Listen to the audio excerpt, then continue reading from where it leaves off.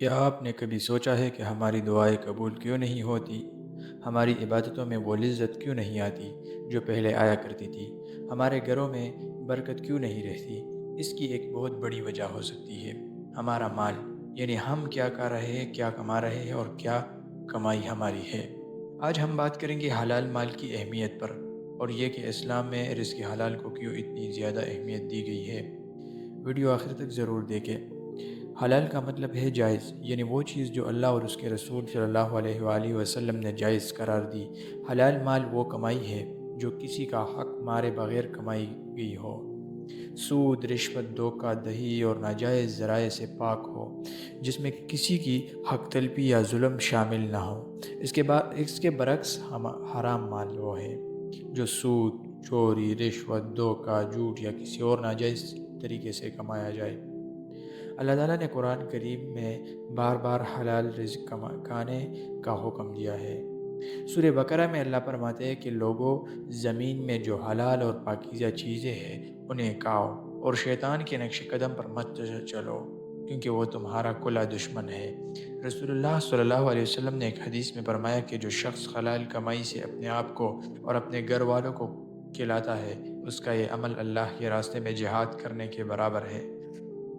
ایک اور حدیث میں آیا ہے کہ ایک آدمی لمبا سفر کرتا ہے، بال بکھرے ہوئے ہیں، جسم غبار آلود، اور آسمان کی طرف ہاتھ اٹھا کر دعا کرتا ہے، یا رب، لیکن اس کا کھانا حرام، پینا حرام، لباس حرام اور اس کی پرورش حرام مال سے ہوئی ہو تو ایسی دعا کیسے قبول ہوگی؟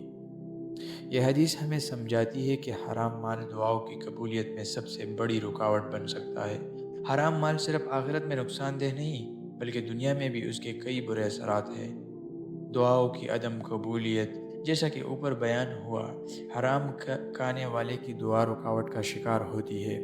حرام رزق کھانے والے کے دل میں سختی آ جاتی ہے، نماز، تلاوت میں وہ سکون نہیں ملتا جو حلال کمانے والے کو ملتا ہے۔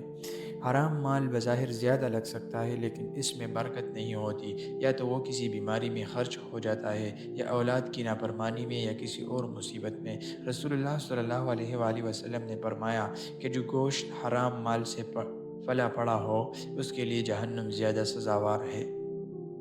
چند عملی طریقے جن سے ہم اپنی کمائی کو حلال رکھ سکتے ہیں: سود سے مکمل پرہیز، بینک کے سودی نظام، سودی قرضے اور سودی کاروبار سے دور رہے، دیانتداری سے کاروبار، گاہک کو دھوکہ نہ دے، وزن اور ناپ میں کمی نہ کرے، جھوٹ نہ بولے، رشوت سے اجتناب، نہ رشوت لے نہ دے، چاہے کام رکھنے کا خطرہ ہو، کام رکنے کا خطرہ ہو، کام خراب ہونے کا خطرہ ہو۔ ملازمت میں ایمانداری، دفتری وقت اور وسائل کا صحیح استعمال کرے، دفتر کا سامان ذاتی کام کے لیے استعمال نہ کرے، حلال ذرائع کی تلاش، اگر کوئی کاروبار یا نوکری مشکوک لگے تو کسی عالم دین سے مسئلہ پوچھ لے۔ اللہ تعالیٰ فرماتے ہیں کہ جو شخص اللہ سے ڈرتا ہے، اللہ اس کے لیے نکلنے کا راستہ بنا دیتا ہے، اور اسے ایسی جگہ سے رزق دیتا ہے جہاں سے اسے گمان بھی نہ ہو۔ یہ آیت ہمیں یقین دلاتی ہے کہ حلال راستہ چننے سے رزق میں کبھی کمی نہیں آتی۔